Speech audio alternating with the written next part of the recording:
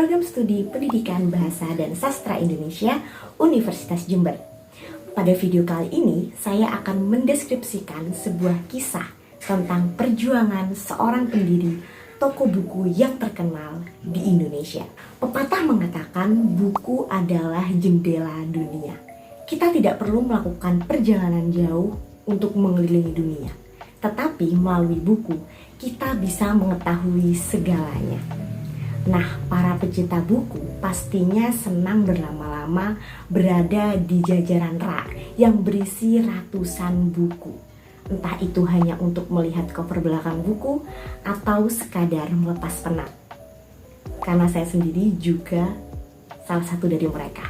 Toko buku yang masih menjadi tempat persinggahan para pecinta buku adalah toko buku Gramedia. Siapa sih yang gak kenal dengan Gramedia? Nah, tapi pernahkah terbesit dalam pikiran siapakah pendiri Gramedia dan bagaimana sejarahnya? Kita akan langsung masuk ke videonya. Gramedia Asri Media adalah salah satu anak perusahaan dari Kompas Gramedia yang menyediakan berbagai jaringan toko buku yang bernama Toko Buku Gramedia. Perusahaan ini berdiri sejak tanggal 2 Februari tahun 1970. Gramedia diawali dari satu toko buku kecil yang berlokasi di daerah Jakarta Barat. Dan saat ini sudah ada lebih dari 50 toko buku yang tersebar di seluruh wilayah Indonesia. Gramedia tidak hanya menyediakan buku saja, tetapi juga perlengkapan sekolah seperti alat tulis, alat olahraga, alat musik, dan lain sebagainya. Perusahaan Gramedia telah sukses bekerja sama dengan berbagai penerbit buku, baik di dalam negeri maupun di luar negeri. Jika dilihat dari kelompok usahanya, penerbit buku yang biasanya menyerahkan buku ke toko Gramedia antara lain Gramedia Pustaka Utama, Gramedia Majalah, Elek Media Komputindo, Buana Ilmu Populer, dan masih banyak yang lainnya. Lalu, siapakah yang ada di balik kesuksesan toko buku Gramedia? Seorang lelaki bernama Yakub Utama mendirikan Gramedia berawal dari perusahaan harian Kompas. Perusahaan tersebut sukses membawa grup Kompas menjadi salah satu media terbesar nomor 1 di Indonesia. Di balik kesuksesannya tersebut, pastinya tidak lepas dari perjuangan dan usaha pendirinya. Yakub Utama lahir pada tanggal 27 September 1931 di Desa Joahan, kawasan Candi Borobudur, Magelang. 2 tahun yang lalu beliau telah wafat, tepatnya pada tanggal 9 September 2020.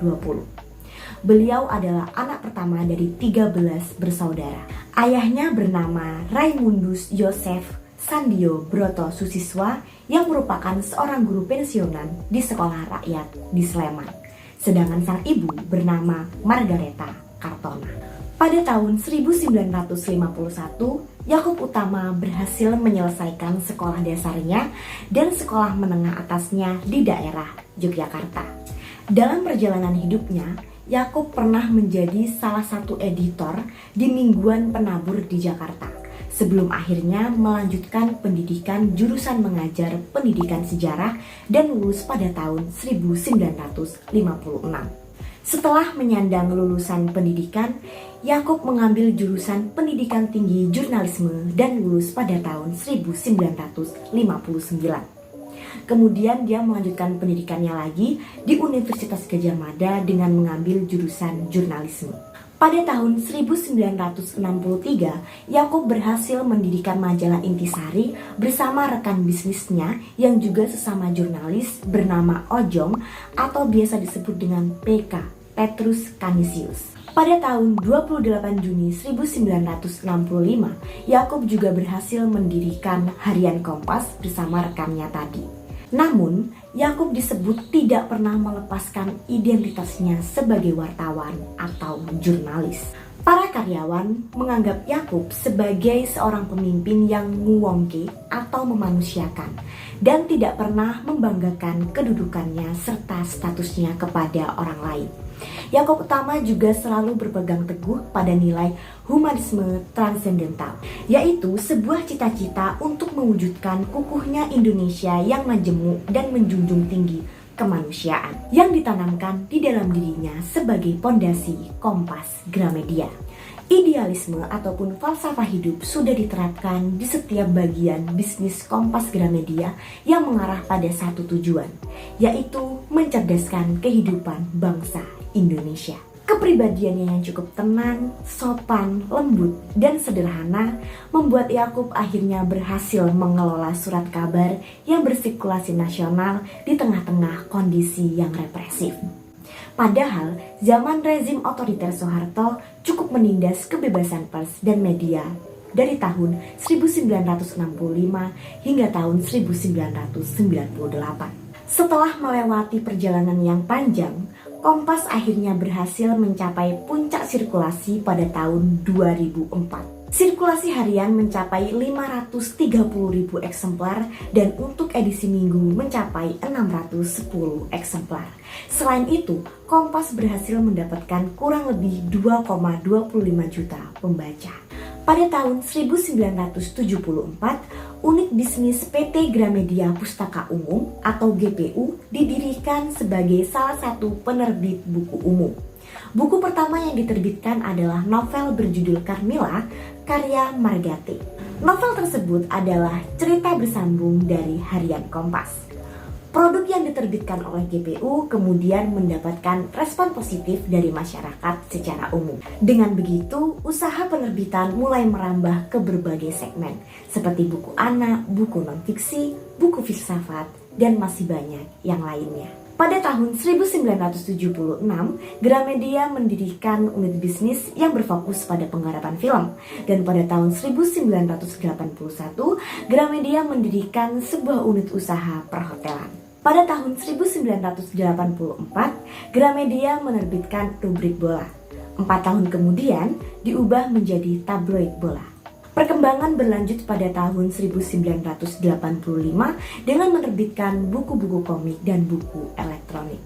Begitu pula dengan tahun-tahun selanjutnya, Kompas Gramedia terus melakukan perkembangan dan kemajuan. Seiring perkembangan teknologi, harian Kompas mulai membuat versi daring yang kita kenal sekarang sebagai kompas.com.